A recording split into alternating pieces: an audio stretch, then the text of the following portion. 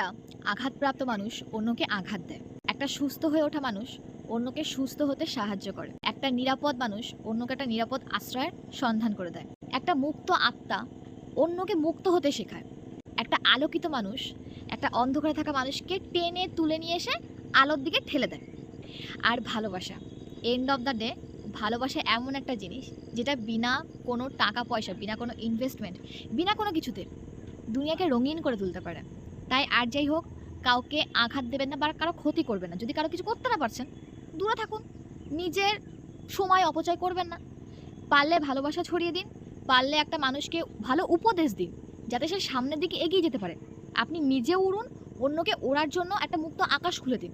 আপনি নিজে অন্ধকারে আছেন, আর একজনকে টেনে ধরছেন, আরেকজনকে ডিমোটিভেট করছেন। দেখুন, গোটা সমাজ পড়ে আছে একে অন্যের পিছনে।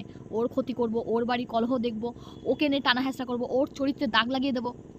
একটা মানুষের দিকে এরমভাবে একটা আঙুল তুলে না, ৩টে আঙুল নিজের দিকে থাকে।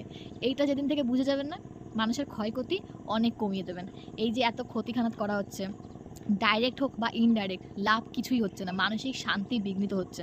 যখন দেখবেন যে আপনি এত মানুষটার ক্ষতি চাইলেন, এত সমস্ত কিছু তার বাধা বিপত্তি সৃষ্টি করলেন, তার চলার পথে রাস্তায় কাঁটা ছড়িয়ে দিলেন, আর উপরওয়ালা তাকে তো সমস্যা দিল, কিন্তু তারপরে তার রাস্তায় গোলাপ বিছিয়ে দিল, গাঁদা ফুলের একটা রাস্তা বানিয়ে দিল। কিরম লাগবে তখন বলুন? মানে মুখে আপনার কেমন চাপাটাটা পড়বে? ভাল লাগবে?